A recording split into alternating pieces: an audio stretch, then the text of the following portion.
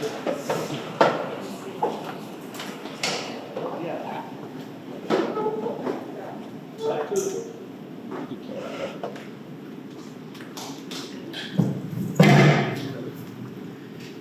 안녕하세요. 방금 소개받은 정미라입니다. 반갑습니다. 그리고 전남 게르마니아에서 강의를 하게 된 걸 저는 개인적으로 굉장히 기쁘게 생각하고요. 또 이런 기회를 통해서 제 전공이기도 한 헤겔 철학에 대해서 여러분에게 소개하게 돼서 사실 개인적으로는 굉장히 기쁘게 생각을 합니다. 사실 지난 학기에 이제 전남 게르마니아에서 칸트 강의를 한다고 이렇게 플래카드가 붙여 있는 걸 보고 쉽지 않은데 저거를 하시는구나 했는데 또 이번 학기는 회계를 하시겠다고 저한테 연락을 하셨더라고요. 그래서 저는 이제 전공이니까 많이 알리는 게 좋아서 너무 기꺼이 기쁜 마음으로 수락을 했는데 사실 1시간 강의라고 해서 굉장히 1시간 동안 특히 해겔 정신환상을 제가 책 가지고 왔어요. 이게 이제 독일어 책인데 이게 얇아서 종이가 얇아서 그렇지 거의 600페이지가량 되는 책이고 이게 이제 번역본인데 그러니까 1000페이지예요. 그리고 이제 나중에 말씀을 드리겠지만 사실 굉장히 어렵게 해겔 책 중에서도 오히려 후기 저작은 좀 쉬운데 정신현상은 해겔 책 중에서도 가장 어려운 책 중에 하나로 알려져 있어서 1시간 동안 어떻게 강의를 하시는가는 참 고민이었어요. 그래서 한번 나름대로 또 쉽게 한번 해보려고 노력할 텐데 얼마나 전달이 될지는 모르겠네요. 사실 제가 그 정신현상학이 한국어로는요, 제가 1984년에 학부 졸업하고 독일로 유학을 갔거든요. 근데 그때 이미 번역이 됐었어요. 사실 임석진 선생님이라고 지금 돌아가셨는데 그분이 이제 독일에서 처음으로 해겔 공부를 하신 한국의 처음 분이고 물론 우리 한국의 서울대학 정신인 경성제국대학 이분이 만들었죠. 24년에 거기에 그 당시에 해겔과 마르크스가 이제 일본에서도 굉장히 유행이었던가 봐요. 그래서 경성제국대학의 철학가의 1세대 분들 신남철이나 박시우 이런 분들이 해겔 공부를 하셨어요. 근데 신남철은 그러니까 북한으로 가셔버렸고 박시우는 빨치산 활동하다가 돌아가시고 이분들이 되게 해겔 마르크스가 해겔로부터 영향을 많이 받았다고 그래가지고 이분들이 전부 막스 사회주의자들이었죠. 그래서 그분들이 이제 연구도 하고 또 신남철 씨는 해겔 역사책에 대해서 글도 쓰고 이런 식의 하셨지만 정식으로 어떤 학문적 연구를 하고는 임석진 선생님이 처음이라고 할 수가 있는데 정확하게 번역본이 언제 나왔는지는 모르겠는데 제가 84년도 유학을 가려니까 번역본이 나와서 그 번역본을 들고 이제 독일을 갔거든요. 근데 사실 번역본을 보시면 철학에 대해서 정이 떨어질 정도로 아니면 내가 멍청한가? 이게 한 문장도 이해하기가 어렵다니 라고 충격을 받을 정도로 그 번역책이에요. 근데 그 이유는 이제 여러 가지가 있어요. 해겔 그 자체가 어렵기도 하지만 또 번역을 이제 임석진 선생님이 우리나라에 없는 단어를 번역을 하시다 보니까 이분이 예전 분들은 일본어가 익숙하시잖아. 일본어 한자, 일본책을 많이 참고를 하셨어요. 그러니까 우리에게 없는 일본어 한자를 많이 공부하셔가지고 굉장히 인기가 많이 하는 분이 이제 그런 책이어서 이제 굉장히 어려운 책이기도 하는데 제가 독일을 이제 그 번역본을 가지고 일을 하는데 도무지 읽을 수가 없더라고요. 그래서 차라리 원본을 읽자 하고 이제 원본을 읽기 시작했는데 한 86년도인가 87년도인가 철학과 수업을 듣는데 그때 이제 해겔 강의가 열려가지고 수업을 듣는데 강의를 하신 교수님이 무슨 이야기를 하시냐면 해겔 정신현상을 강의했어요. 수업이. 근데 이제 구체적으로 한 책으로 강의를 하거든요.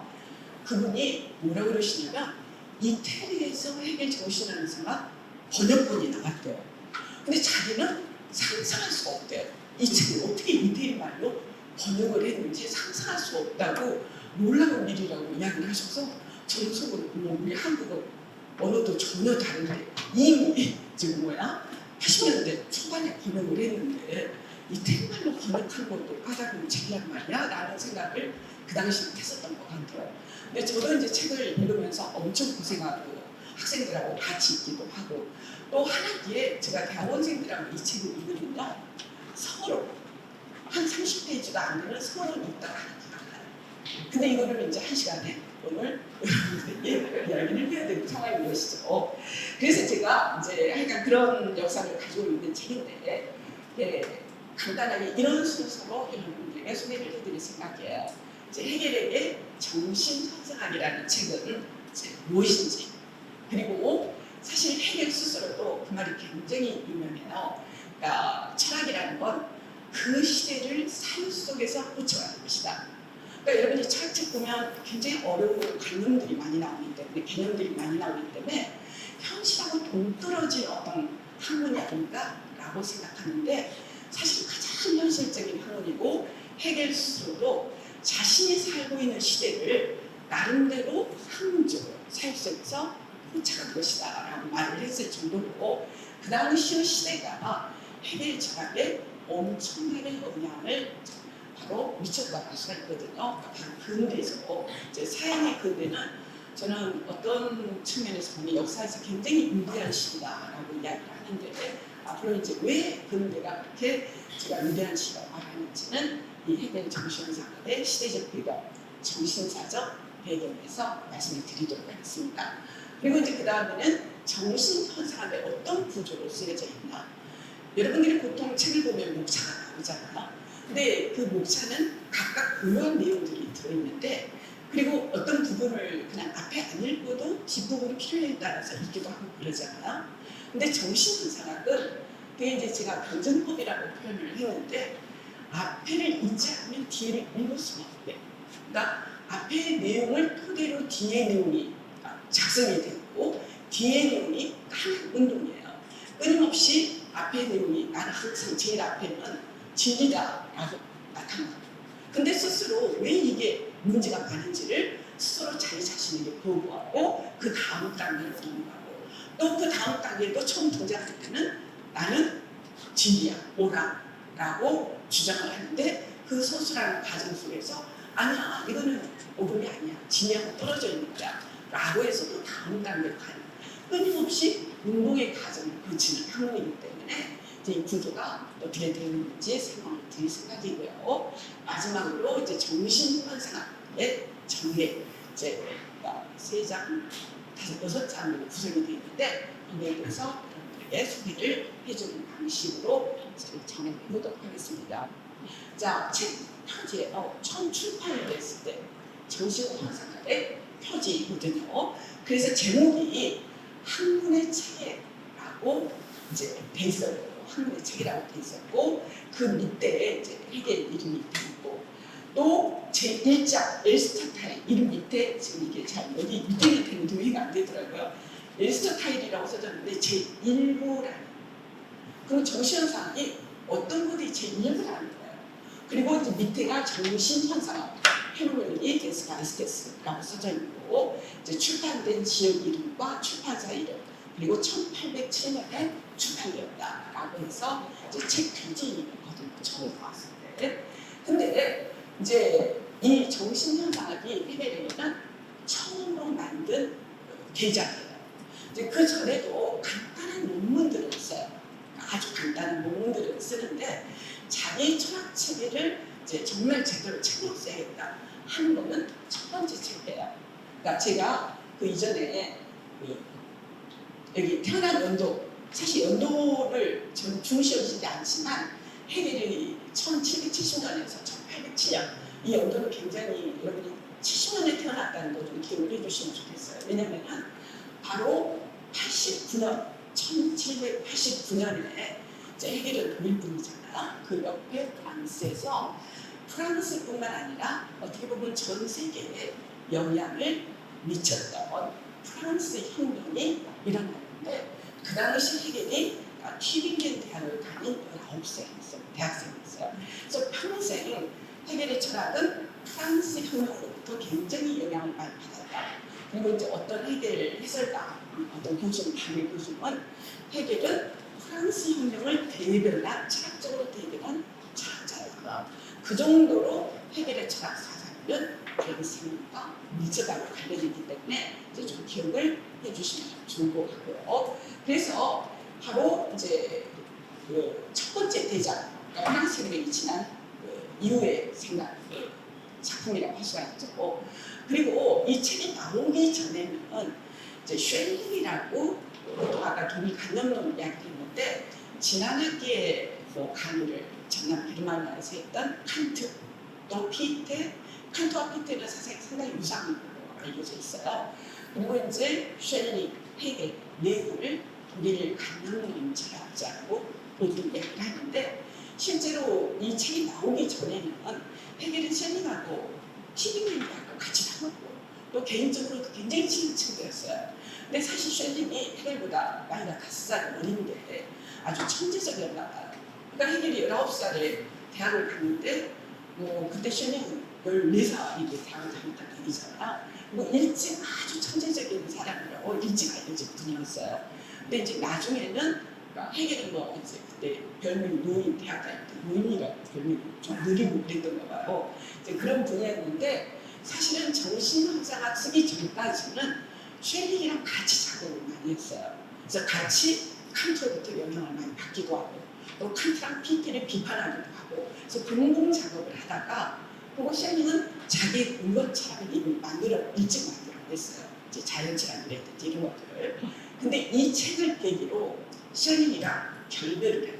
헤겔이 내 본인 철학을 처음 이제 한번 쉘링하고 자기는 쉘링에게 모두 동의할 수 없어. 쉘링하고 다른 나만의 철학을 만들어야지. 한 책이 사실은 이 정신의학이에요. 그래서 정신의학 앞부분에 쉘링에 대한 이론은 고려하지 않지만 쉘링을 암시하는 그런 표현이 이제 나와가지고 이 책을 쓴 후에 쉘링이랑 완전히 이제 사상적으로 친구한데도 잊어버렸다라고 유명하거든요. 그래서 처음으로 자신의 고유한 사상을 체계화한 책이다라고 말씀드릴 수 있을 것 같고요. 또 하나 중요한 거는 이 책을 처음 만들 때도 원래 이런 형식으로 쓰려고 하지 않았어요. 원래 제목은 논리학과 형이상학을 쓰려고 했어요. 논리학을 쓰려고 했어요. 실제로 정신현상을 쓴 다음에 헤겔의 대작 중에 하나인 논리학이 나중에 이제 한참 후에 출판이 돼요. 그래서 원래 이 책을 쓸 때 출판사에 나는 논리학과 형이상학이라는 제목으로 정말 제대로 된 책을 한번 써보겠어 라고 알리면서 이제 책을 집필을 하는데 서문을 쓰고 있는 거예요. 이제 논리학과 형이상학을 써야지 하고 논리를 구상하다가 서문을 써야지 하고 썼는데 이렇게 서문이 이렇게 길어져요. 그러니까 참 희한한 탄생 역사를 가지고 있어요. 근데 아마 헤겔이 37살까지 자기 마음속에 꽁꽁 숨겼던 여러 가지 생각을 한꺼번에 다 쏟아내는 거예요. 그러다 보니까 원래는 논리학을 쓰려고 논리학 서문으로 쓴 책이 600페이지나 되는 이 엄청난 책으로 나온 거예요. 그래서 이제 원래는 그래서 제2부라고 되어 있는 거예요. 그러니까 이제 이 책을 독립적으로 출간하면서 제2부로 논리학을 써야지라고 생각을 했죠. 근데 그 제2부는 나오지 않았어요. 한참 후에야 논리학으로 나온 것이죠. 그래서 그 에리스토텔 제2부라는 제목이 붙인 거예요. 그리고 이제 독립적인 책으로 원래 서론에 불과했던 책이 분량이 커지면서 그래서 좀 어려운 것도 있어요.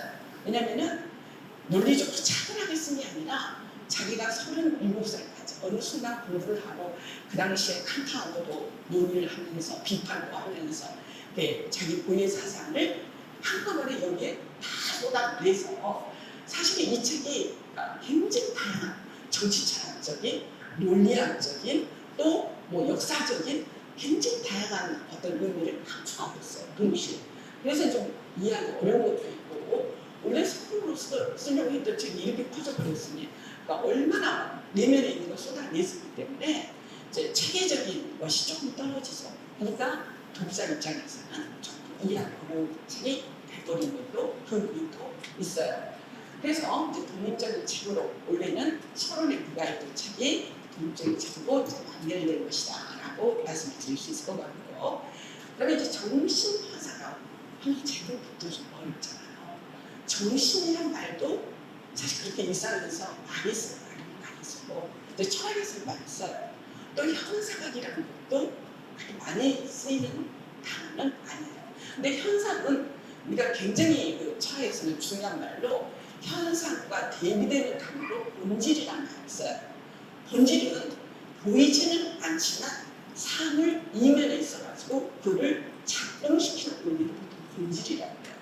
근데 현상은 겉에 드러나 있는 것이에요. 현현에 있고. 그래서 우리가 감각을 통해서 인지할 수 있는 걸 현상이라고 하는데, 실제로 예전에는 여러분이 이제 지금은 핸드폰으로 디지털로 다 사진을 찍어버려가지고 이제 거기에 바로 사진 찍는 모습이 다 나오잖아요.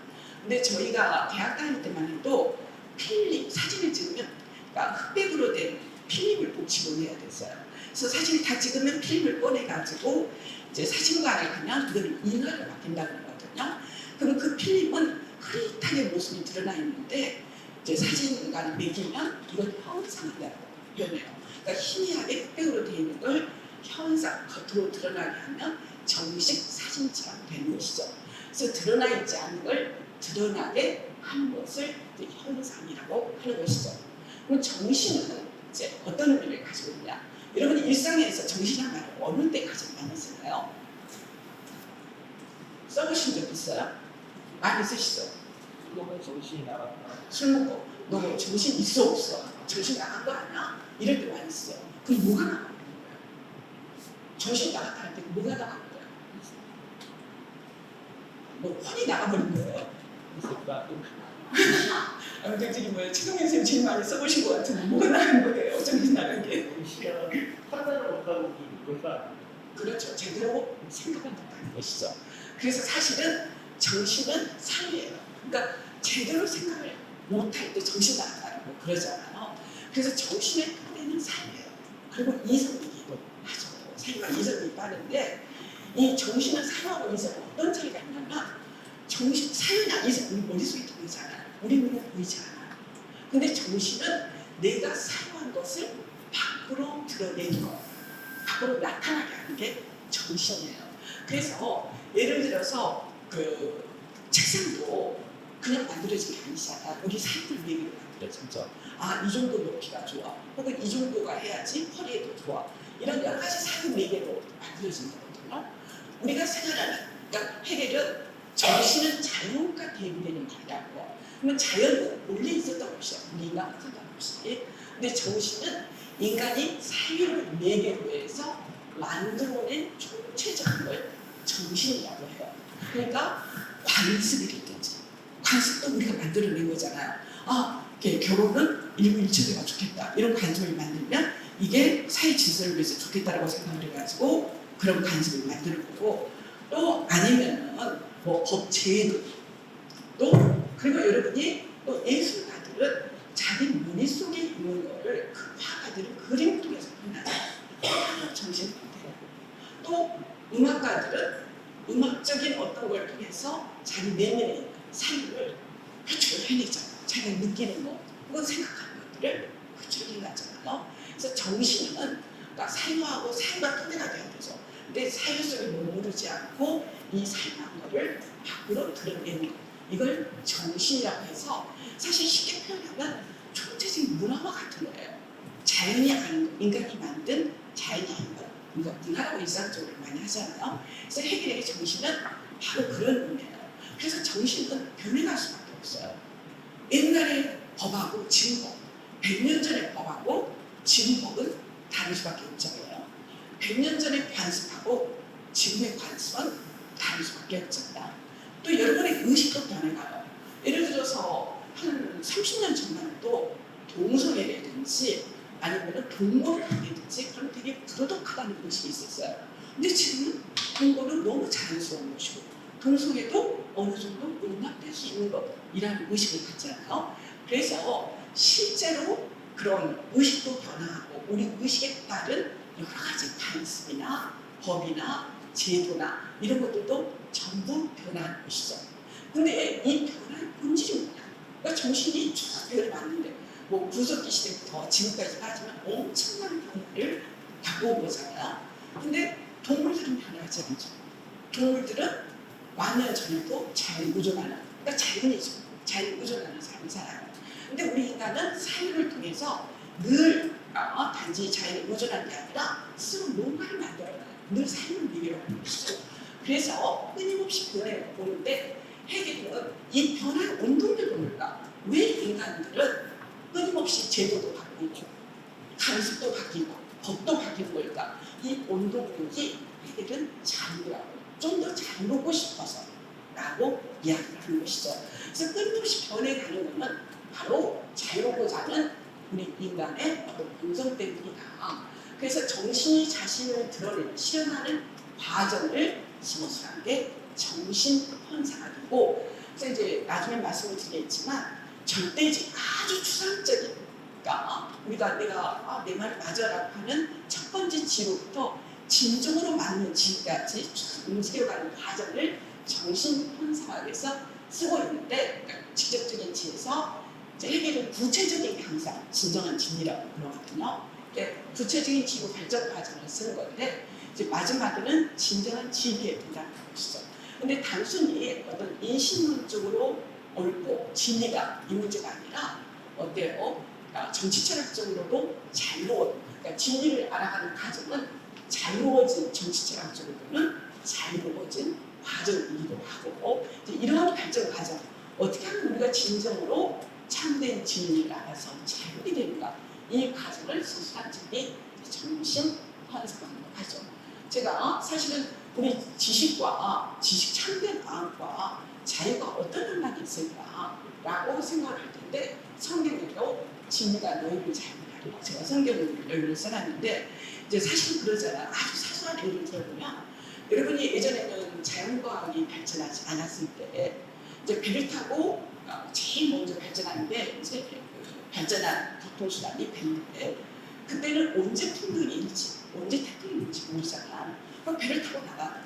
그 풍랑이 있면 다 죽는 곳으로 가잖아.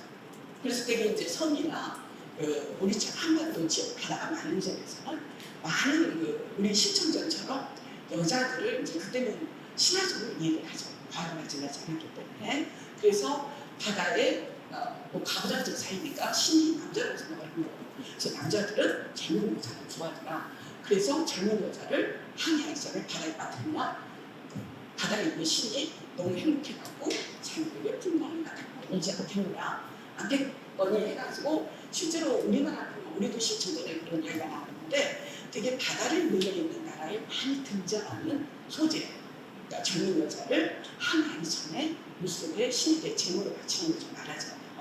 근데 이런 경우에는 우리가 자유로부터 자유롭지 않잖아. 배를 타고 있으면 풍랑이나 태풍이면 순식간에 죽을 수가 있다는 것이에요. 이 자유로부터 부자유스럽고 자유로부터 부자유스러운 것이죠.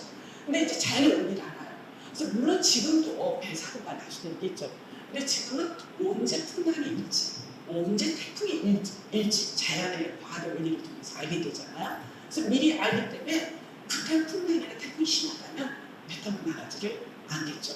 그래서 자연의 폭력으로부터 우리가 좀 자유로울 수가 있는 거고, 죽음으로부터 자유로울 수가 있는 것이죠. 그래서 뭘 안다라는 건 사실은 자유하고도 밀접하게 관련이 있다라는 말씀을 드리고 싶고요. 그다음에 제가 이제 이게 미국의 해커스 매거진이라는 잡지예요. 근데 한참 1895년이면 해겔 정신현상이 출판된 지 100년도 더 지난 이후죠. 1800년 안 지났구나. 거의 100년 가까이 지난 아니잖아요. 근데 매거진의 미국 잡지의 신인 사파인데 제가 이걸 해놓으니까 지금 해겔이 나폴레옹이에요. 이 사람. 이제 해겔이 엔나에 강사를 했었어요. 그래서 엔나에 강사할 때 이 정신현상을 탈모를 하거든요. 그래서 탈모를 하는데 1806년에 이제 엔나에서 탈모를 할 때 그때 나폴레옹이 엔나를 침략을 했어요. 말하자면 침략을 했는데 우연히 길거리에서 해겔이 나폴레옹을 마주치게 돼요. 그래가지고 자기 친구 미탐버라는 엄청 해겔을 책 출판하는데 많이 도움을 줬던 아주 친한 친구인데, 이 친구에게 그런 표현이 있어요. 황제, 여기서 이제 정신이라는 말이 나오죠. 이 세계적인 신. 그러니까 이 세계의 흐름, 지금 그러니까 근대는 프랑스 혁명을 통해서 잘 아신 것처럼 자유, 평등, 박이잖아요. 이 세 가지 프랑스 혁명 정신을 담지하고 있는 사람이 바로 나폴레옹인 거예요. 사실은 나폴레옹에 대한 평가는 이중적인데 나중에 황제가 되면서 이제 독재자가 됐다고 비판하는데 사실은 나폴레옹 문법이 아주 유명해서 그 당시 프랑스 혁명을 아주 구현하고 이걸 유럽 전역에 퍼뜨리는 그래서 나폴레옹이 집권을 하니까 이제 사실은 전쟁을 승리로 이끄니까 이제 영웅이 돼가지고 황제까지 올라가는데 원래는 굉장히 프루시아의 아주 낮은 기준이었어요. 별 볼 일 없는 사람이었는데 이제 전쟁 영웅이 돼서 황제까지 올라가는데 왜냐면 온 나라, 유럽의 대부분의 나라들은 기족제였어요. 근데 프랑스에서는 프랑스 혁명이 일어나가지고 누구나 평등하다, 누구나 자유롭다 하니까 유럽의 모든 기족들이 얼마나 프랑스가 미워했어요. 그리고 프랑스의 그런 정신이 작은 나라에 스며들어가지고 작은 나라에서 혁명이 일어날까봐 모든 프랑스를 향해서 전쟁을 일으킨 거죠. 그때 용감하게 싸워서 이겨낸 사람이 물론 결국은 이제 왕하죠. 그러니까 나쁘게 먹었어요. 그래서 헤겔이 바로 자기 나라를 자기가 살고 있는 에나를 침공했는데도 이웃나라 황제가 침공했는데도 불구하고 이 세계적 신이 말을 타고 신들에서 찾아내서 나왔는데 이와 같은 개인이 말에 앉은 채로 하나의 지점에 집중한 채로 세계를 장악하고 세계를 지배하는 모습을 보는 것은 아주 놀라운 관점이라고 편지를 쓰죠. 이제 그 사실 해체 보면 정신현상학도 그렇고 나중에 기술학도 그렇고 곳곳에 프랑스 혁명에 관한 이야기들이 자주 등장해요. 나폴레옹 다양한 형태로 자주 등장하게 된다고 볼 수가 있는데요. 지금 보시면 다시 빨리 예, 시간을 저희가 시계가 안 맞아서 지금 보완을 듣고 시계가 좀 틀린 것 같아서 예. 그래서 이제 제가 이제 시대적 배경 헤겔이 살았던 바로 그 시대를 나름대로 이제 자기 철학 속에 담아냈다. 바로 프랑스 혁명이 일어났고 나폴레옹이 살았던 시대였다라고 했는데 사실 독일은 그 당시 엄청 나쁘게 일어났어요. 영국은 산업혁명이 일어나가지고 막 발전하고 있고 프랑스는 정치적인 혁명이 일어나가지고 막 변화가 심었는데 독일은 조금만 봉건 영주로 나눠져 있어가지고 깡주인들이죠. 봉건 영주는. 그래서 정치적으로도 엄청 나쁘게 있었고 경제적으로도 아주 나쁘게 있는 나라가 독일이었어요. 그래서 헤겔은 이제 나폴레옹이 침략을 해가지고 자기들에게도 그 프랑스 혁명의 정신이 바람을 불기를 그걸 받은 거죠. 그리고 봉건 영주를 무너뜨려가지고 통일 국가를 만들었으면 하는 바람이 있었던 것이죠. 그래서 이제 그 당시에 제가 세계 근대라고 이야기를 했는데 이미 말씀드린 것처럼 헤겔은 철학은 자신의 시대를 사회 속에서 훔쳐가니까 이제 복잡하게 나온 이야기예요. 아주 후에 쓸 텐데. 그래서 철학은 어떤 추상적인 학문이 아니라 자신의 시대, 지금 우리 시대를 지배하는 시대 정신이 무엇인가. 그리고 이거는 뭐가 문제인가. 이 문제를 어떻게 해결할 것인가. 이제 헤겔은 자신의 시대를 아주 유리한 시대이자 동시에 자기 시대의 문제는 이제 분열의 시대라고 이야기해요. 왜냐하면 그 전에는 공동체적인 어떤 끈끈함이 굉장히 강했는데 개인이 발견되면서 개인주의화 되면서 전 분열이 돼서 이 분열된 시대라고 규정을 하면 어떻게 다시 통합이 가능할까? 이거를 이제 결국 통합하는 진정한 자유가 가능하다고 믿었던 사람이기 때문에 바로 그 당시에 근대라는 개인이 발견되고 또 인간의 이성을 중시하고 또 인간이 누구나 평등하다는 자유를 중시하던 근대를 철학 속에서 표현을 하고자 하는 시죠. 그래서 실제로 그 당시는 시대적으로 이미 말씀드린 것처럼 영국은 산업혁명을 통해서 경제적인 증명, 토지 중심의 공공사회에서 자본 중심의 부르주아 사회. 사실 부르주아는 직업이 좋네요. 그러니까 상업이나 수급이 존재하지 않고요. 그 전에 기존은 땅주인들이에요. 공동민주죠. 그리고 땅주인들에게 그 땅을 빌려서 경작하는 농노들이 있었고, 근데 이 땅주인들, 영주들이 행정권이나 부자들도 가지고 있었어요. 그래서 기사들을 채용돼가지고 이제 영주하고 땅값으로 서로 싸우면 기사들을 동원해서 전쟁을 하고 이런 시대였거든요. 그래서 땅이 무엇보다도 중시되는 사회였는데 바로 영국에서 산업혁명이 일어나면서 사실 이게 이제 과학 같은 물질과의 관련인데 바로 새로운 계층, 그러니까 산업이나 수공업에 종사하는 사람들이 돈을 버는 사람들이 부쩍 생겨요. 그러니까 산업이나 수공업을 통해서 돈을 버는 사람들이죠. 이분들이 처음에는 부르주아였어요. 그리고 우리나라를 번역하면 시민이에요. 근데 이게 이제 보편농사가 되면서 시민들 도시에 주고 살잖아요. 창업 장사하고 물건을 만드는 사람들이니까 물건을 만드는 공장이잖아요. 도시에 있기 때문에 이제 말하자면 도시 지금도 농촌에 계신 분들은 농민이라고 농민이라고 그러잖아요. 다 직업이잖아요. 시민은 원래 상업이나 수원이 좀 다른 사람들을 도시에 산다고 해서 시민이라고 했었어요. 근데 이 시민은 이제 기존하고 달라서 이제 누구나 장사해서 돈을 많이 벌고 도시에서 살면 다 똑같이 평등한 것이죠. 그래서 사실 시민이란 말은 처음에는 부부자라고 했다가 이제 본표명사가 되면서 신도안이라는 말로 바뀌어지는데 이제 이 모든 평등을 상징하는 이제 시민. 그러니까 사실은 시민은 일정한 직업을 가졌던 사람이다. 주로 물건을 팔고 사고 또 물건을 만들고 수공업에 종사하는 그런 사람들이다. 그래서 시민이 새로운 표현이 그전에는 공급윤주와 농농 그리고 기사들만 있었는데 그리고 이제 여러 카톨릭 주요 계층 카톨릭이 굉장히 주요이기 때문에 중생대원 있었는데 시민이 등장했고 프랑스는 이제 정치적 평등 바로 지금도 저는 늘 이제 강의하면서 자유평등 파괴보다 아름다운 말을 찾지 못하겠어요. 지금도 가슴이 떨리는 말이에요. 우리가 모두 자유롭다. 그리고 우리가 평등하다. 평등하다는 똑같은 말은 아닌 것이죠. 누구에게나 동일한 기회를 줘서 자기 능력을 마음껏 발휘할 수 있는 그런 사회가 된다는 거. 지금도 아마 그 모든 사회 이상이 바로 누구나 자유롭고 무감스럽게도 우리 대통령께서는 굉장히 자유를 사랑하시더라고요. 잘 말할 때마다 제가 저건 정말 이해하나라는 생각이 안 드는데 하여간 다들 함께 사랑하자. 얼마나 좋은 말이에요. 그러니까 경쟁 사회가 된 거죠. 그래서 사랑할 수 없게 되어버리는 현대 작업 중에서 우리는 다 똑같고 자유롭고 평등하게 살아가는 이러한 이야기를 이제 프랑스인들이 부르잖아요. 그래서 바로 이제 신분제 사회가 해체된 것이죠. 그래서 그 프랑스 혁명이 말하자면 혁명 때 외쳤던 구호가 나폴레옹 민법이 이걸 토대로 법을 만들었고 그리고 이제 그게 유럽에도 전파가 돼서 사실 우리도 그 말을 어떤 의미에서 하고 있다라고 생각하는 것이죠. 그리고 이제 과학경쟁이 일어났는데 바로 이제 세계관을 활동하죠. 그러니까 모든 걸 아까 제가 신청 이야기하면서 바다의 신화적으로 얘기를 하는 상황식이에요. 그러니까 풍랑이나 태풍이 일어나면 바닷속에 신이 저희 이렇게 나왔다라는 게 신화적 종교적 사유에서 말하잖아요. 천둥이나 번개같이는 혹시 하느님이 내가 죄를 지어서 나한테 물리치는 거 아니야? 이게 이제 신화적 사유에서 말하잖아요. 그때는 자연과학이 발전하지 않았기 때문에 이제 자연의 여러 현상들을 종교적으로 이해를 했는데 바로 근대에 들어오면서 이제 과학적, 이성적 근데 이런 사유가 발전하게 합리적 사유가 발전하게 되죠.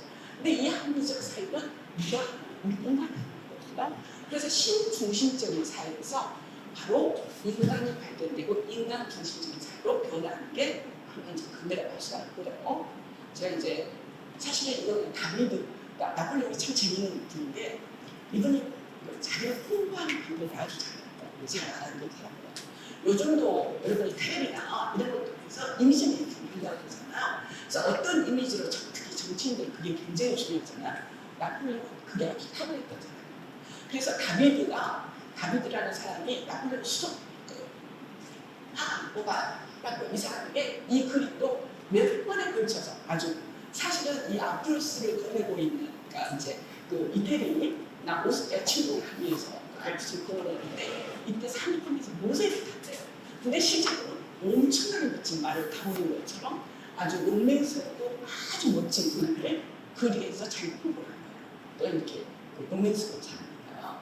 그리고 이제 제가 나폴레옹이 잘 나가다가 나중에 좀 황제로 즉위를 해버리죠. 1804년에 즉위를 하는데 제가 이 그림을 왜 만들어놨냐면 이 가운데 여기 있는 분이 나폴레옹 엄마예요. 엄마는 원래 참석을 평소에 대강식 안 하는데 그림에는 그 나폴레옹의 어떤 출신, 그러니까 유대성을 드러내기 위해서 하게 되고 또 원래 황제 대강식은 여기 보시면 여기가 교황이에요. 피우스 왕 7세인데 교황이 왕관을 써주게 돼 있어요. 근데 나폴레옹은 자기 손으로 자기 왕관을 썼다는 거예요. 이게 이제 그 당시 상징적인 것이죠. 더 이상 신이 중요하지 않아. 나라는 인간, 영웅적인 황제인 자기라는 인간을 중요해가지고 스스로 실제로 왕관을 잘 썼대요. 근데 이 그림에서는 스스로 왕관을 쓰는 게 아니라 이제 자기 그러니까 조세필에게 왕관을 씌워주는 모습으로 그림을 그렸는데 옆에 그 엄청난 볼륨을 그 전에 가졌던 그 왕은 아주 무미력한 모습으로 그냥 구경만 하는 그런 얼굴이고 실제 모든 것을 좋아하는 사람이 나폴레옹. 그래서 신중심자에서 인간이 더 유대해지는 사회로 보여지는 이러한 것을 상징하는 때문에 제가 이제 화제 대관식 그림을 올려놨는데요. 둘 다 다른가 그림이에요. 네. 그래서 사실은 이제 저희가 근대의 집약적인 게 바로 이제 데카르트라는 분이거든요. 그러니까 이제 사실 데카르트라는 거 하나는 굉장히 많은 분인데 이제 근대 연대를 보시면은 바로 이제 근대 시작 지점이에요. 16세기 그때 지점인데 데카르트 아주 유명한 말이죠. 라틴어로 그때는 이제 학문적인 글을 전부 라틴어로 썼기 때문에 코니토 에르고스라는 말인데 아마 들어보신 분이 많으실 것 같으세요. 이렇게 사유한다, 보고 존재한다. 그러니까 데카르트는 어려서부터 굉장히 카톨릭적인 집안에서 자랐는데 종교적인 부분에서 자랐는데 어느 순간 종교적인 진리가 맞지 않다는 걸 알게 된 거예요. 특히 갈릴레이를 굉장히 신봉했는데 그러니까 갈릴레이가 이제 그 당시에 뭐 여러 가지 코페르니쿠스가 하느님이 카톨릭에서는 하느님이 자신을 닮은 인간을 지구에 만들어 놓으셨기 때문에 지구가 모든 것을 중심이라고 생각하는 거예요. 근데 코페르니쿠스가 이렇게 여러 가지 연구를 하다 보니까 그게 아니라 지구도 조그만 행성줄 하나고 태양 중심으로 도네. 그래서 아마 지동설을 이제 지구도 돈다 해가지고 지동설을 주장을 했는데 갈릴레이가 그걸 주장했다가 종교적으로 해결해요. 그래서 데카르트는 사실은 자기는 갈릴레이가 맞는 것 같은데 근데 자기가 종교적으로 해결되는 상황이거든요. 그래서 데카르트는 이제 말하자면 기존에 내가 이제껏 그 종교에 의해서 카톨릭에 의해서 진리라고 생각했던 게 다 하나씩 부정되고 있는 그런 시대적 분위기였어요. 그래서 다 의심해보자. 정말 내가 참되 무엇이 참된 것일까? 이제껏 하느님만이 참되다고 생각을 했는데 이제 한번 전부 의심해보자. 그건 아는 게 뭘까? 그래서 전부 의심하는 게 포인트예요. 의심하는 거 생각하게 된다. 의심한다. 그러니까 마지막에 다 이제 뭐 여러 가지 그 과정이 있어요. 의심하는 과정이 마지막에 남는 게 결국 끊임없이 의심하고 있는 나는 부정할 수가 없더라고요. 그래서 사용한다, 도로 나는 존재한다 라는 표현을 했는데 사실 이 표현이 어마어마한 의미를 정했어요. 내 존재의 근거가 그 전에는 신이었는데 이제 내 존재의 근거가 나 자신, 사용하는 나 자신인 거죠. 그리고 바로 이제 개인, 나라는 개인이 이제 근대의 개인의 탄생이라고 하는데 바로 어떤 교황을 중심으로 유교 질서가 엄격했던 그런 것을 벗어나서 나라는 똑똑한 능력을 모든 인간은 다 가지고 있는 거예요. 이성적인 능력을 가지고 있으니까 다 똑똑해요. 그러니까 권위주의가 더 이상 우리가 어렸을 때는 잘 모르니까 엄마가 다 듣고 아빠가 권위적으로 다 따를 수밖에 없잖아. 머리가 좀 크면은 아빠가 틀리지 않아. 더 이상 아빠가 권위가 살아나지 않잖아요. 그래서 이제 탈권위 시대를 가능하게 하고 또 이성, 진리가 더 이상 카톨릭이 아니라 신이 아니라 우리 사회에 의해서 진리는 만들어지는 것이야. 그리고 그전에는 신에 의해서 모든 게 이루어지기 때문에 운명식이 굉장히 강했어요. 뭐 에디푸스 신화를 보면 결국 아무리 인간이 노력해도 부처님 손바닥이라는 말이 있듯이 에디푸스 신화도 사실은 아무리 노력해도 결국은 원래 타고난 능력 어머니를 죽이고 아버지랑 결혼하는 아버지를 죽이고 어머니랑 결혼하는 그런 운명으로 빠지게 되는 그런 것을 상징하는 게 이제 에디푸스 신화인데 더 이상 이제는 신과 운명이 아니라 바로 내가 주인이다. 바로 외적인 본인 신이 아니라 내가 주인이다. 라는 의식이 굉장히 강한 게 근데요. 그래서 이런 류의 사고가 이제 헤겔 사유 속에 좀 더 체계적으로 데카르트가 근대를 선포하는 이런 류의 정신이 헤겔 사유 속에도 드러나는 것이죠. 제가 이 세 사람을 나열을 했는데요. 사실 이제 헤겔 시대의 제가 유대한 시대라고 했잖아요. 여러분이 너무 잘 아시는 것처럼 지나가게 됐으니까 칸트도 이제 지금도 윤리학이나 인식론에서 여전히 굉장히 위대한 철학자로 우리가 이해를 하고 있고요. 괴테도 이제 동남아시는 분들도 많을 텐데 독일에서 가장 사랑하는 그러니까 셰익스피어의 문장이 문호라고 할 수가 있고 다 비슷한 시대예요. 비슷한. 그리고 베토벤. 근데 괴테도 그렇고 베토벤도 그렇고 전부 나오려고 자기 나라를 침략하고 그리고 이제 여러분 역사를 보면 프랑스하고 독일은 굉장히 사이가 안 좋아요. 얼마 전에 제가 북남 계신 어떤 분하고 같이 식사하면서 이야기를 하는데 프랑스하고 독일은 옆에 붙어 있는데 뭐 이렇게 다른가? 여러분 당장 뭐 봐도 프랑스는 미술이 발전했고 독일은 음악 발전했잖아. 소설도 보면 프랑스는 연애 소설이 많아요. 주로 사랑의 주제예요. 독일은 그나마 우리에게 알려진 헬마니스는 쉬운데 그것도 연애 소설은 아니에요. 쉽지 않아요. 그나마 쉬운 소설이 헬마 에세이. 그래서 뭔가 이야기가 소설조차도 이해하기가 쉽지 않아요. 시각적으로 좋고요. 그래서 뭔가 복잡한 나라예요. 독일이. 그래서 왜 이렇게 옆에 붙어 있으면서도 이렇게 민족성이 다를 수가 있나 그런 얘기를 했는데 어찌됐든 독일의 가장 위대한 그 작곡가의 베토벤. 근데 프랑스하고 역사적으로도 붙어있기 때문에 사이가 안 좋은데 프랑스의 황제가 자기나라를 지키라고 한 말이에요.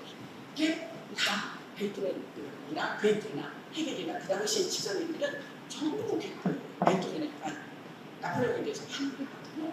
물론 이제 베토벤은 제가 여기 악보로 올려놨는데 3번 용교향곡을 원래는 보나파르트의 나폴레옹에 바친 거, 나폴레옹의 위대한 정신, 시대 정신이라고 했잖아. 나폴레옹에 바친 걸로 이름을 썼대요. 근데 나중에 나폴레옹은 황제로 지배를 1904년하는데 황제로 지배했다는 얘기를 듣고 제국 결국은 권력을 취해 있는 평화 사람을 불가하게 해가지고 음악적으로 해서 그렇게 다 꺼버렸다. 지금도 이제 그게 좀 나오나요? 그래서 이제 그걸 올려놨는데 어찌됐든 황제로 지배하기 전까지는 이웃 나라 그렇게 차이가 안 좋은 이제 뭐야 독일의 많은 지성인들이 나폴레옹을 굉장히 좋아했다. 헤겔도 바로 그런 것이죠. 그래서 우리 식으로 하면 일본의 어떤 장군을 우리 한국 사람들도 좋아하는 거잖아요. 우리까지 쳐줘봤는데 근데 이제 그거는 나폴레옹이 강제하고 있는 이제 프랑스 정신 때문이라고 여러분 이해하시면 될 것 같고요. 그리고 이제 정신현상 배경은 제가 아까 쉘링 이야기도 조금 해줬죠. 이 세 분이 같이 튜링 대학을 다녔어요. 튜링 대학을 같이 다녔는데 쉘링은 5살을 어리고 헬드리는 헤겔하고 나이가 같대요. 근데 이제 헬드리는 나중에 불행하게 사형을 해가지고 그러니까 연세는 굉장히 오래 사셨어요. 근데 27세인가 이제 정신적 문제가 생겨버려가지고 사실 작품도 별로 없고 이제 우리나라 옛날에 빌렸던 게 히페기론이라는 책 나는 이상적인 비오티나에게라고 편집을 해서 그게 기원이 됐는데 아주 불행한 삶을 아주 비극적인 삶을 했어요. 말해서 제가 가해를 하는 기독 집안, 은혜가 집안인데 부인하고 사랑에 빠져가고 이게 이제 소문이 나가지고 굉장히 지탄을 받는 그리고 또 그 부인도 나중에 죽어버렸고 이러면서 이제 엄청난 고통을 받았다고 사람을 했더니 근데 이 세 사람이 다 유명해진 사람들 같이 팀밍을 다녔어요. 그래가지고 근데 이 사람들이 대학 다닐 때 프랑스인이 일어났다고 했잖아. 그래가지고 자기들끼리 팀밍에 대한 자매 나눔을 심고 늘 거기를 뽕으로 돌면서 뭐 이렇게 축제를 열었다고 그러고 평생 헤gel은 프랑스인이 일어난 날 혼자 한 제자들하고 포도주를 마시면서 그러고 기도했다는 말이 있는데 제가 이걸 강조하는 이유는 헤gel이면은 프랑스인이 굉장히 중요했다. 그래서 아까 정신의 공격도 자유라고 이야기했잖아요. 그래서 자기 사회에 진정으로 이제 자유가 실현되는 사회가 된다라고 이제 생각한 것이죠. 자, 그래서 이제 제가 이미 말씀을 드린 거지만 헤겔의 철학적 사회에 입각되는 근대적 정신이죠. 그래서 그 정신현상 성에 보면 자기 시대를 새로운 탄생의 시대라고 해요. 드디어 이제껏 가톨릭이라는 진보, 또 불평등, 귀족들의 행복, 그래서 또 부자유 이런 것들이 진행을 했는데 이제 드디어 모든 인간이 자유롭다는 이런 것이 선포된 시대여서 바로 그러니까 새로운 탄생의 시대다. 그래서 이제 그런 표현을 해요. 서론에 그 어린이가 엄마 뱃속에서 9달을 있다가 밖에 나오면 응애하고 손을 탁 트잖아요. 바로 그런 시대다. 근데 우리 조급하지 말자. 왜냐면 사회가 하나씩 혁명이 그러니까 헤겔은 프랑스 혁명의 과정을 쭉 시켰거든요. 여러분이 간단히 아시면 프랑스 혁명에 처음에 혁명이 다 일어났잖아요. 근데 그 당시에 아주 가력한 작곡인단하고 지원도가 아닌데 지원도는 운동파였고 작곡인단은 아주 가격파였어요. 가격파가 작곡을 잘해요. 그래가지고 거기에 가격파의 한 사람이 로베스피에르 이분도 헤겔에 잡아준 거예요. 엄청나게 많은 기독들을 당구되는 있으로 사라지게 결국 자기도 결국 당구되는 있으로 사라져요. 그리고 이제 또 나폴레옹이 그 다음에 등장을 해가지고 어떤 변화를 겪는지를 다 경험을 했기 때문에 그렇게 하루아침에 어떤 사회가 좋아지지 않는다. 물론 이제 나중에 나폴레옹이 올라가면서 중심으로 바꾸는 거거든요. 그러니까 옛날 시대로 다시 돌아가는, 물론 이제 옛날처럼 완전히 되지는 않죠. 그런 과정을 갔기 때문에 야 지금 새로운 시대가 왔지만 하루아침에 다 바뀌었거든요. 우리 준비해줘야 되잖아. 그러니까 새로운 시대가 지금 열렸지만 우리 서서 이거를 이제 발전시키는 방향으로 가자, 이런 식의 성분에 쓰는 이야기가 나왔는데, 어찌됐든 이 프랑스 혁명을 통해서 발전된 자유행위들, 또 개인의 소유와 이런 것들이 굉장히 해결되기는 중요했고, 또 이성, 나중에 정신을 보면 이제 이성을 장면이 있고 이런 걸 나오는데, 이성에 대한 절대적인 신뢰, 그러니까 우리 인간의 삶에 대한 절대적인 신뢰라고 했죠. 근데 이제 중요한 게 바로 고대 그리스예요. 여러분이 독일에 가면은요, 그러니까 모든 학문이 문학도 그리고 철학도 그리고 많이 그런 것 같아요. 특히 문학도 있는 것 같은데, 그러니까 유럽을 이끄는 두 가지 정신이 있다고요. 바로 헤브라이즘, 유대교죠. 그냥 천년 가까이 기독교가 지배했으니까 유대교로부터 출발하죠. 그리고 그 이전에 헬레니즘, 바로 그리스 문화문명이죠. 그래서 이 당시의 지성인들도 특히 팔다리는 그리스 문명에 굉장히 심취했다고 하거든요. 왜냐면 그리스 문명을 보면 이제 천년 동안 기독교가 지배를 했는데 그 이전에 있었던 그리스 문명을 보면 신들도 인간과 똑같아요. 그러니까 인간의 감정이 굉장히 소중해요. 그래서 신들끼리 사랑하고 또 서로 질투하고 증오하고 복수하고, 그러니까 신들이 인간하고 다른 게 기껏해야 초능적인 능력을 가지고 있고, 초능적인 능력을 가지고 있고, 제무스는 분계, 신들의 왕인 제무스는 분계를 다스리는 능력을 가지고 있잖아요. 그리고 이제 또 영원히 산다는 이 두 가지 말고 더 인간과 같아요. 그럼 고대 그리스에서는 그러니까 인간의 어떤 감정이나 이런 것들을 굉장히 소중했다는 것이죠. 근데 기독교 문화가 들어오면서 인간을 기본적으로 죄인, 범죄죠. 아담과 이브가 하나님을 배반했기 때문에, 그러면서 인간의 감정이라든지 즐거움, 감정에서 야기되는 모든 즐거움을 다 억압해버렸거든요. 그래서 이제 근대에 들어와서 고대 그리스 헬레니즘에 대한 열망이 굉장히 많이 일어나요. 특히 아까 헬더린 같은 경우는 고대 그리스 문화에 굉장히 심취해서 헬렌도 헬더린으로부터 굉장히 영향을 많이 받아요. 그래서 독일 여러분이 문해사전 보면 낭만주의에 헤겔도 그렇고 헬더린도 영향을, 쉐딩이나 굉장히 많이 영향을 미친 철학자로 알려져 있는데, 근데 고대 그리스는 굉장히 좋아하는, 그때는 개인이 없어요. 공동체가 가장 중요해요. 물론 공동체가 중요한 그 이유가 있어요. 왜냐하면 전쟁이 너무 많기 때문에 우리가 똘똘 뭉치지 않으면 이웃 나라에서 결국 우리를 보호해줘야 돼요. 전쟁에서 지나. 그러니까 그때는 그 그리스 내 여러 나라들로 폴리스로 구성이 되어 있는데, 이제 우리가 고대 그리스라고 하지만 사실은 아테네나 스파르타나 이것보다 2만이나 3만 정도 되는 조그만 나라들이 있어요. 도시국가들. 근데 자기들끼리도 전쟁을 해요. 그래서 지면은 노예로 전화를 해버리거든요. 그럼 내가 아테네에서 엄청 이렇게 행복하고 잘 살더라도 이웃 나라에서 지면 난 죽지 못하는 거거든요. 그래서 나보다는 내가 속한 공동체가 무엇보다도 중요했던 시대이기 때문에, 그리고 이제 일반적으로 노동사에서는 개인보다는 공동체를 굉장히 중요시하는 그런 문화가 아주 강했죠. 결국 마지막에 이제 그리스가 멸망하게 되게 스파르타하고 이제 아테네하고 전쟁을 일으켜서 아테네가 지면서 그리스가 서서히 멸망을 하기 시작하는데, 그래서 고대는 굉장히 좋아하는 공동체, 개인이 내가 속해 있는 국가를 완전히 이처럼 누렸던 시대다라고 해결된 이유예요. 근데 이제 문제는 개인은 것이죠. 개인 부정하는 것이죠. 개인. 그런데 이후에는 무엇보다도 개인이 중요해요. 나의 행동, 나의 운기, 이런 것들이 중요한데, 이제 고대에는 나보다는 내가 속한 공동체가 중요했다는 것이죠.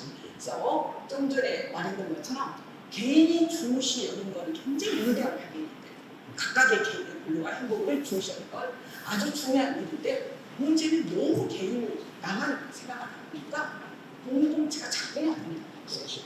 그래서 사실 근대 철학을 보면 어떻게 하면 그 새로운 질서를 구축할 것인가. 그전에는 카톨릭에 의해서 권위적으로 강제로 질서를 만들어냈거든요. 근데 이제 신이 권위가 없어요. 아무도 권위가 없어요. 우리 스스로 알아서 어떤 질서를, 그러니까 윤리적 질서를 만들어내고, 칸트도 그래서 윤리학을 작성을 하는 거예요. 우리 이성에 의해서 질서를 스스로 만들어내자 라는 게 칸트 윤리학적 원리거든요. 그래서 이제 전부 개인을 중시하다 보니까 다 똑똑하잖아요. 다 이성을 가지고 있어요. 그래서 이런 개인들이 그러니까 굉장히 소중한 발견인데도 불구하고 이것 때문에 너무도 사회가 말하자면 공동체가 붕괴되는 세계 그거를 이제 분열이라고 하고 이 분열을 극복할 수 있는 방법으로 이제 그 정신상을 쓰기 전에 우리가 칼치처럼 한계의 면을 받아가지고 우리가 다 도덕적이야 공동체가 문제가 없지 않을까? 그러니까 우리가 그러잖아요. 다 도덕적인 죄는 법 없이 살 수 있는 사람이라고 하잖아요. 그래서 근데 이제 이 해결은 이 도덕의 한계가 있다고 생각하고 그 다음에는 기독교적인 사랑. 우리가 다 서로 사랑하면 분열되지 않지 않을까? 사랑을 통해서 분열을 극복하자라는 시도를 해결이 정신학 쓰기 전에 이런 시도들을 해가 총이 작품인데 그 다음에는 이 사랑은 한계가 있다. 조그만 그룹에서는 조그만 공동체에서는 이렇게 사랑을 통해서 끈끈하게 될 수 있지만 조금만 나가면 지금도 그런 사람 한계들도 찾아서 하잖아요. 결국 안 된다. 그래서 법적 권리를 법적 권리에 기반한 어떤 공동체를 만들어내는 게 좋겠다라고 했다가 이제 서로 인정 개념을 말하는 게 이제 바로 해결이 이 책 쓰기 전에 나왔던 책에서 상호 인정 개념을 발전시키고 해결의 정신현상에는 이제 상호 인정 개념이 사실 정신현상은 그런 많이 알려져 있어요. 그러니까 임석천 쌤이 이 책을 제일 먼저 불러하는 80년대에 그 당시에는 마르크스를 금지했거든요. 근데 이제 마르크스가 해결로부터 영향을 많이 받았대더라 해가지고 해결 책을 몰래 보는 게 유행이었어요. 그래서 번역하신 거예요. 근데 거기에 정신현상학에 주인과 노예의 변분법이라는 장이 있어요. 뭔가 매력적이잖아요. 주인과 노예가 결정된 게 아니라 이게 이제 변화한다라는. 그래서 이게 이제 굉장히 그 당시에 유행이어가지고 그 당시에 나온 책들 보면 이 주인과 두 번째 장인데 그 주인과 노예의 변분법에 관계된 이 책들이 꽤 많이 나와요. 근데 거기에 이제 상호 인증 개념이 이제 등장을 하거든요. 자, 그래서 이제 정신현상 안으로 한번 들어가 보도록 하겠고, 좀 시계가 조금 틀린 것 같아요. 안으로 들어가 보도록 하겠습니다. 네, 제가 핸드폰 보면서 안 봅니다. 그래서 사실은 이 정신현상학은 이제 굉장히 다양한 내용을 담고 있어요. 인식 어떻게 해서 우리가 대상에 대해서 정말 제대로 알 수 있는가? 그게 이제 철학에서 중요한 인식의 문제거든요. 내 예고에 있는데 내 예고에 있는 대상 어떻게 내가 제대로 알 수 있지? 여러분이 장미만 해도 그렇잖아요. 여러분 감각서 같은 걸로 장미를 딱 보면 장미가 오래지는 상태에서 보면 그냥 조그맣게 오래진 모습이고 또 활짝 핀 모습을 보면 활짝 핀 모습 이러잖아요. 근데 장미가 하나만 지나지 이거는 걸 포괄하는 것이잖아요. 그래서 사실은 인식론적인 문제도 담고 있고 또 정치 아까 주인과 노래를 이야기한 것처럼 정치 철학적인 문제도 담고 있고 역사적인 또 사실에 대한 이야기 많이 나와요. 담고 있고 또 종교 문제를 굉장히 다양하게 이제 함축을 하고 있어가지고 이제 굉장히 복잡한 논리를 가지고 있는 정신현상학이라고 할 수가 있고요. 실제로 이 정신현상학은 이제 정신이 자신을 그러니까 발전해 나가는 과정이라고 했는데 처음에는 의식의 경험이야. 우리 의식 있잖아요. 우리 의식이 어떻게 변화, 어떤 경험을 겪나 이런 제목으로 붙였다가 나중에 이제 제목을 바꿨는데 바로 실제 내용은 우리의 의식이 어떠한 경험을 통해서 서서히 변하고 발전해 나가는가. 그러니까 여러분들이 어린애들의 의식하고 여러분 성인들의 의식 틀리잖아요. 예를 들어서 저 같은 경우는 제가 굉장히 좋아하는 영화 중에 하나가 이제 카사블랑카 혹시 여러분 아실지 모르겠어요. 제일 좋아하는 영화예요. 그거를 한 10번 정도를 본 것 같아요. 카사블랑카라는 영화가. 그게 이제 여러 가지 정치적 메시지도 담고 있는데 사실은 사랑 이야기예요. 근데 사랑 이야기 그거를 처음 본 게 중학교 때인가 긴데 흑백 영화거든요. 근데 그때도 참 멋졌어요. 근데 그때 이해한 거고 나중에 제가 지금 나이에 보자면 완전히 느낌이 달라요. 똑같은 소설도 제가 사랑을 잘 몰랐을 때 또 사랑을 잘 몰랐을 때 읽었던 그 소설하고 제가 어느 정도 인생에 여러 가지 경험을 하고 읽는 때하고 거기에서 감동이라든지 어떤 내용에 대한 이해가 완전히 다르거든요. 그 말은 내 의식이 내 삶을 살아가면서 그만큼 변화하고 또 뭐 해식으로 말하면 더 성숙해졌고 더 발전했고 그랬다는 걸 의미하는 것이죠. 그래서 의식이 여러 가지 경험을 하면서 어떻게 참된 지식을 공부하는가 이거를 추정하는 게 의식의 경험이라고 처음에 제가 붙였던 것이고 그래서 정신 현상은 6개의 장르로 구성됐어요. 이제 처음에 의식, 자기의식, 이성, 정신, 종교, 절대적 이렇게 구성이 되어 있는데 이미 말씀드린 것처럼 의식장에서 자기의식장, 1장이 의식장이죠. 2장이 자기의식장이에요. 근데 의식에서 항상 처음에 등장할 때는 내가 진리라고 딱 아주 강남해요. 근데 결국 진행을 하다 보니까 내가 틀렸네. 그래서 회의와 절망의 과정을 거쳐서 이제 자기의식으로 넘어가고 자기의식도 처음에는 내가 최고야 하는 게 자기의식이거든요. 그러니까 데카르트적 의식이에요. 내가 절대적이야 라는 게 자기의식인데 이 자기의식도 처음에 진리로 나타났다가 진행 과정을 통해서 아무리 내가 절대적이라고 주장해도 나를 인정을 안 해주면 내가 절대적일 수가 있잖아요. 남이 나를 무시하거든요.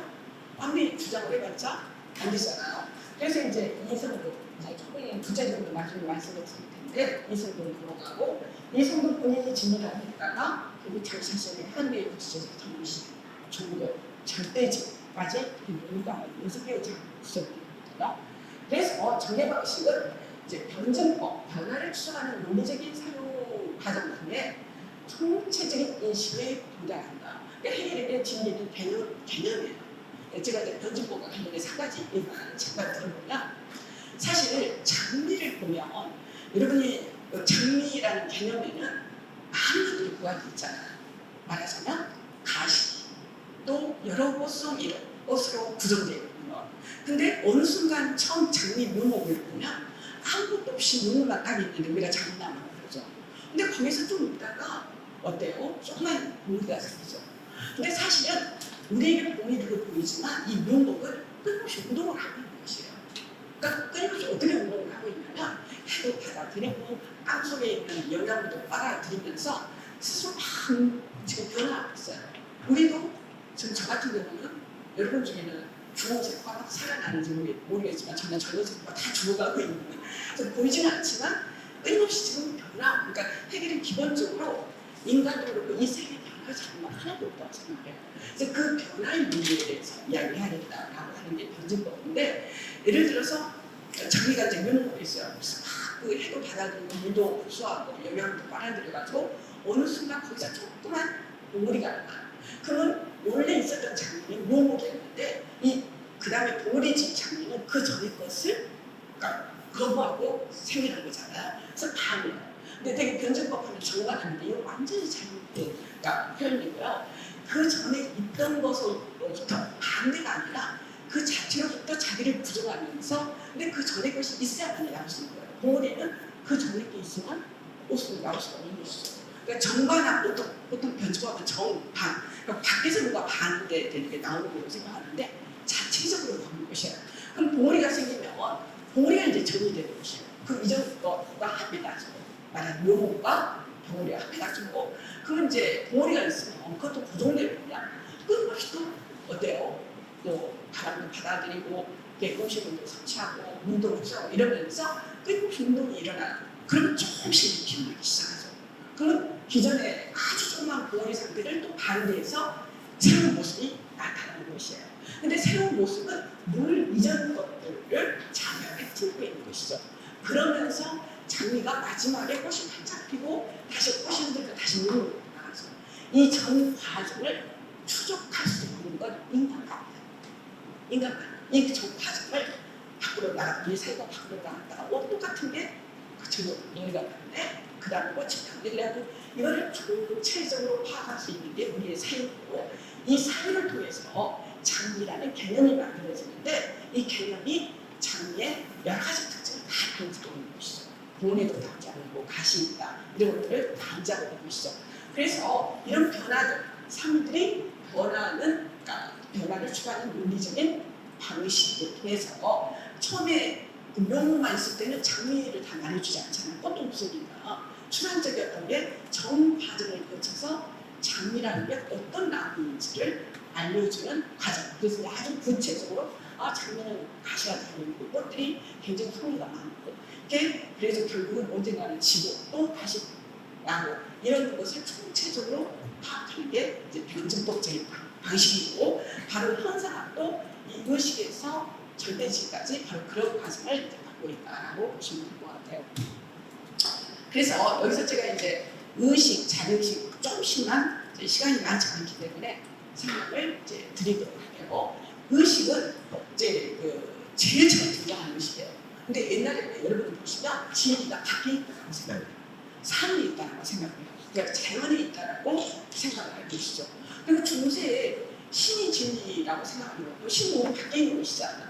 그래서 전부 진리가 밖에 있다고 생각하는 게 의식 상태예요. 대상 의식이죠. 그래서 대상에 향해 있다. 진리가 대상에 있다고 생각하는 게 대상 의식이고, 왜 대상에 처음에 진리가 있다고 생각하냐면 우리 감각기관이 전부 밖을 향해 있어요. 눈은 자유롭게 돼 있어요. 구원이 있으면 안 보죠. 그렇지만 우리 눈은 전부 밖에, 코도 밖을 향해서 렌즈를 놔둔 데 있고, 우리의 감각기관이 전부 밖을 향해 있기 때문에 밖에 있는 대상, 마음 대상이 되는 것들이 진리라고 생각을 해서 진리의 기준을 이제 감각적 확신이랑 처음 등장한 진리가 감각적 확신입니다. 내 감각에 의해서 장면이 빨간색이네? 저게 진리야 라고 주장하는 것이죠. 근데 등을 돌려서 다른 장면을 봤더니 어떤 장면은 보라색이에요. 그래서 분명히 빨간색이라고 내가 그냥하게 주장을 했는데 보라색으로 변형을 했단 말이에요. 또 캄캄한 밤인데 까만색이라고 안 보여요. 뭐가 맞지? 스스로 감각적 확신에 의간, 눈의 확신에 의간, 이거는 맞지 않네? 라고 스스로 이제 절망하죠. 그리고 나서 얘는 다양한 성격들이 있구나. 이제 해결은 그 다음에 지각으로 넘어가요. 지각은 이제 소금을 예를 드는데 소금은 짠맛도 있고 또 하얀색으로 돼 있고 형태도 뭐처럼 육각형을 키고 이런 다양한 것들을 알아내는 게 지각이에요. 그래서 옛날에는 흰색만 보면 이건 소금이라고 했는데 그렇지 않아. 소금은 짠맛도 나야지 소금이야. 혹은 뭐 이렇게 이제 만지면 딱딱하고 또좀 육각형이 돼야 돼. 라고 해서 지각이 또 진리라고 등장을 해요. 그러니까 사람들이 다양한 특성을 내가 알아요. 그래가지고 지각이 진리라고 하는데, 근데 사실은 이 소금은 물에 녹아버리잖아요. 그럼 형체가 없어져버려요.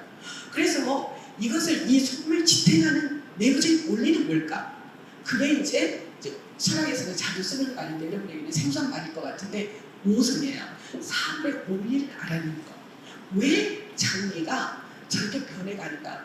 그 안에 스스로 어떤 힘을 가지고 있을 거 아니에요. 왜 우리는 태어난 어린애가 아직 걷지도 못한 노인은 아이가 언젠가는 기어다니고 언젠가는 걸어다니고 이렇게 되는가? 자기 스스로 어떤 안에 인간이 가지고 있는 어떤 힘을 가지고 있는 거예요. 그래서 그런 어떤 사물을 지배하는 보이지 않는 내적인 힘이 있구나. 그러니까 뉴턴 같은 경우도 위에서 사과가 푹 떨어지니까 그냥 사과가 떨어진다고 생각을 했는데, 그건 사과를 떨어지게 하는 이유는 밑에 있는 내적인 힘, 우리가 말하자면 땅이 그걸 끌어다니고 있구나라고 생각을 하는 거잖아요. 그래서 사물에 있는 원리에 의해서 바로 이제 근세적인 사고 방식이죠. 자율과학적인 방식. 이게 진리야라고 해서 이제 진리라고 주장하는 게 오성이에요. 근데 오성 마지막 단계에 왔더니 이 원리를 알아내는 건 결국 누구예요? 이제 뭐 대상에 그 원리가 있다고 생각하고 대상에 모든 진리가 있다고 생각하는데 결국 이걸 알아내는 건 나 자신이야. 그래서 이제 자기의식. 근대에 철학에서 굉장히 중요한 개념이 근대에야 자기 자신에 대한 의식이 생긴다라고 이야기하거든요. 그리고 데카르트가 바로 사회를 통해서 이제 나의 의식, 내가 절대적이래, 내가 그 모든 원리를 알아내는 의식인데 라는 게 자기 의식이에요. 그래서 대상의 진리가 있는 게 아니라 이 대상을 파악하는 능력이 있는 내가 진리야. 그래서 이제 자기 확신의 진리라고 그러죠. 그리고 이제 자기 확신의 진리인데 아까도 제가 잠깐 언급했던 것처럼 내가 이제 절대적이야. 내가 모든 원리를 다 파악할 수 있어. 자연의 원리들. 해가지고 내가 진리라고 했는데 다른 사람도 전혀 진리라고 주장해요. 그럼 이제 결국 부딪혀서 있잖아요. 그래서 이제 사실은 이 주인공 노력이 좀 굉장히 많은 이야기들을 담고 있어요. 이제 투쟁, 생사를 투쟁을 나와 다른 사람이 내가 정당성을 갖기 위해서 서로 투쟁을 해가지고 이제 결국은 한 사람의 주인이라는 공포 때문에 내가 네 말 들을게, 너 무슨 말 생각해? 해가지고 그 사람이 노예가 되고 끝까지 주인에 대한 공포 없이 나는 절대적으로 자율적이야. 누구도 나를 건드릴 수 없어. 난 주인도 무섭지 않아. 라는 사람이 주인이 돼서 주인과 노예의 관계. 그러니까 사실 정치사를 보면 역사적으로 제일 먼저 등장한 정치사회는 대부분 신분사였어요. 우리도 당군도 그 당군 왕국이 있었잖아. 그게 주요 있고 그 밑에가 노예가 있는 그런 신분 사회가 어느 사회나 일반적이거든요. 물론 이제 그 아메리카에 그 원주민이랑 그런 신분 사회가 아니었던 나라들도 있었다고 하는데 일반적으로는 그런 신분 사회였어요. 근데 근대 와서 이제 신분 사회가 무너지고 자립적으로 되잖아요. 그래서 어느 정도 역사성도 분명히 가지고 있어요. 근데 어떻게 해서 이렇게 주인과 노예 관계가 자기 시대에 우리는 똑같다는 의식에 도달하게 되는가?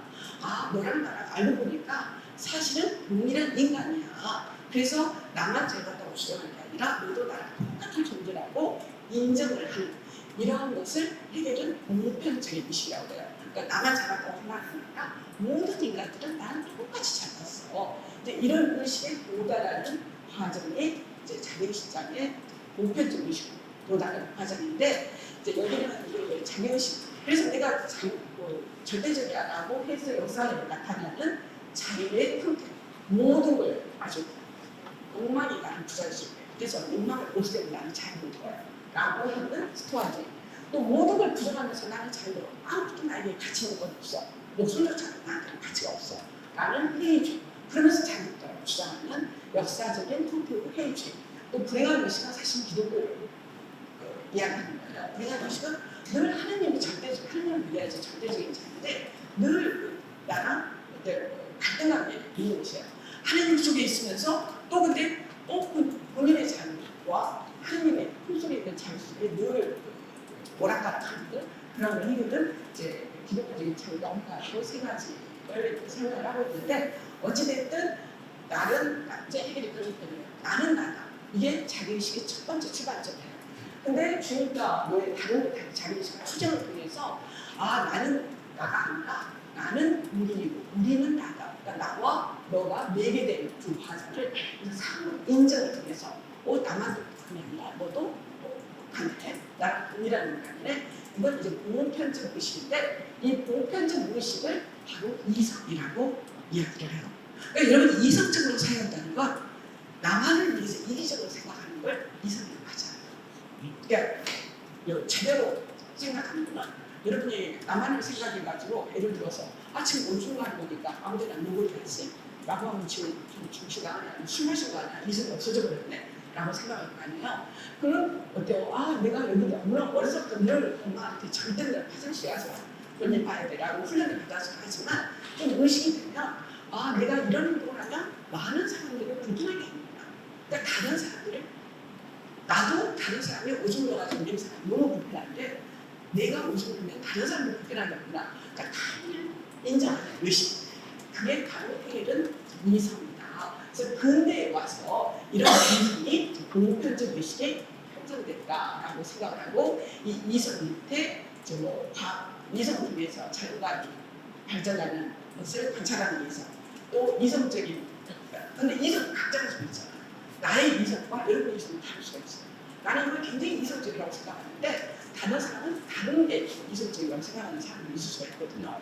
그러니까 나도 내 기준에 맞춰서 다른 사람을 배려한다고 생각을 하는데 또 다른 사람은 다른 사람 기준에 맞춰서 그걸 배려한다라고 서로 다르게 이해할 수가 있거든요. 그래서 이제 이런 이성이 어떻게 왜곡될 수 있는가. 그래서 이성은 실현되어야 돼요. 내 머릿속에 있어서 말은 참는 게 아니에요. 그래서 현실 속에 실현되는 게 아까 말씀드린 것이 정신이라고 할 수 있죠. 그래서 현실 속에서 우리가 이성적인 능력을 가진 인간을 실현시킨 사회가 바로 창당정신을 고대 그리스 사회를 상징적으로 그러니까 그 고대 그리스 사회도 아주 행복한 공동체를 만들었다고 그랬잖아. 그래서 이제 역사적으로 이런 공동체가 있었고 이게 이성이 나름대로 실현된 사회. 근데 근대에 와서 이제 소외된 정신을 이야기하는데 바로 이성만을 절대화시킨 사회. 그러니까 고대 인륜적인 사회는 어떤 사회냐면 관습을 중심으로 살아요. 역사와 전통을 중심으로 하고 그 속에서 공동체를 굉장히 소중한 연결한 사회인데 근대 와서는 이성만 중심으로 해요. 근데 이성 큰일 나고 있잖아. 모베스피에게는 아까 제가 작곡인단을 당수라고 했는데 이 사람이 정권을 잡자마자 자기 이성에 비춰봐서는 기존 왕족이나 귀족은 다 악이에요. 그래서 전부 단조된 이성으로 사라져버렸거든요. 그래서 이성이 굉장히 폭력적으로 그러니까 현실 속에서 드러난 대표 의미를 이제 소외된 정신. 그래서 해결은 그러니까 사실은 제가 이제 역사적으로 그 자연법이라고 해가지고 칸트나 이런 사람 계몽주의 정신을 좀 비판을 해요. 그래서 칸트는 계몽주의 사상가로 알려져 있는데 해결은 관습도 중요해요. 왜냐하면 계몽주의는 이성을 가지고 중시하잖아요. 근데 이성만 가지고 이 사회를 설계할 수 없다. 오랫동안 내려온 이 관습을 무시할 수가 없다. 그래서 서서히 나갈 수밖에 없다. 라고 이야기를 하거든요. 실제로 나폴레옹이 스페인을 침공을 해가지고 스페인은 완전히 독재적인 왕제였어요. 근데 나폴레옹은 어떤 희망을 품었냐면 내가 스페인을 침공해가고 너희 민중들에게 자유를 부여하면 너무 좋아할 것이다. 자기가 환영할 줄 알았어요. 근데 스페인 사람들은 너무 싫어. 우리 뭐 하는 줄 라고 얘기해요. 그거는 오랫동안 익숙해졌던 것을 우리는 하나쯤에 벗어날 수 없다는 것이죠. 그리고 서서히 이 사람들이 자유를 누릴 수 있는 어떤 능력들을 비양을 하면서 변화가 가능하다. 근데 이성만 앞세우고 기존에 있는 관습이나 법률을 다 부정해버리면 잘못하면 로베스피에르 같은 독재가 양될 수 있다라고 이야기를 하는 것이죠. 그리고 이제 이런 것에 또 연장선상에서 이제 자유를 확신하는 정신 도덕성을 정신에서 도덕성 방식에서 실현되는 것이라고 생각합니다. 그리고 이제 마지막 종교를 다룰 때 왜 갑자기 종교가 나온가? 이것도 이상하잖아요. 근데 종교는 해결이 그러니까 종교를 굉장히 중시한 거예요. 왜냐하면 종교 속에는 모든 문화와 사실 종교가 옛날에는 질서를 만들어내는 중요한 역할을 했거든요. 왜냐하면 하느님이 너 이렇게 하면 벌을 내리실 거야. 하면 우리 모두 지금 교황이나 교회에서 말하는 대로 따르잖아요. 그리고 그 이전에도 그랬어요. 그래서 종교는 질서를 가능하게 하고 또 문화를 여러분이 유럽이나 다른 나라, 우리나라도 그렇지만 절이라는 것이 하나 굉장히 중요한 문화재잖아요. 그래서 가면 절경교가 많이 가잖아요. 유럽도 주로 문화재 가면 건성당해요. 천연나가 이렇게 카톨릭 집에 있기 때문에 그래서 모든 예술 또 그 시대의 모든 정신을 포괄적으로 총체적으로 드러내는 게 해결은 종교라고 생각하는 거예요. 그래서 종교가 어떤 방식으로 역사 속에 들어갔나 해서 이제 제일 처음에는 이제 자연 종교 형식으로 애니미즘이나 토테미즘을 다루고 예술 종교는 사실 이제 여기도 굉장히 흥미로운 내용이 많은데 주로 이제 고대 그리스 종교를 이제 상세하게 다루고 있어요. 네, 세부적으로 들어가면 흥미로운 내용이 많은데 제가 이제 그 내용 전체적으로 자세히 다룰 수는 없어서 간단하게 설명을 드리는데 마지막으로 계시 종교는 기독교예요.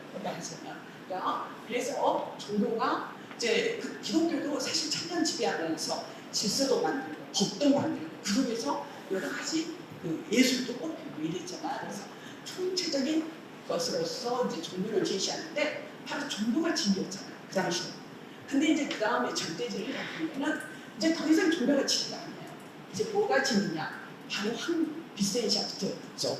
그러니까 이성의 근거에 논리적 사회에 근거한 학문이 이제 진정한 진리가 해가지고 이제 마지막으로 절대지를 다뤄서 원래 이 편에는 이 절대지 논리적 사회가 이제 이 편을 써야 되는데 해결이 못 쓰고 있죠. 그리고 한참 후에 논리학이라는 책으로 이제 독립적으로 새롭게 만들어서 이제 지금 썼다라고 이야기를 드리면 될 것 같은데 시간이 제가 짧게 한다고 계속 시간 보면서 했는데도 좀 많이 추가가 돼버렸네요.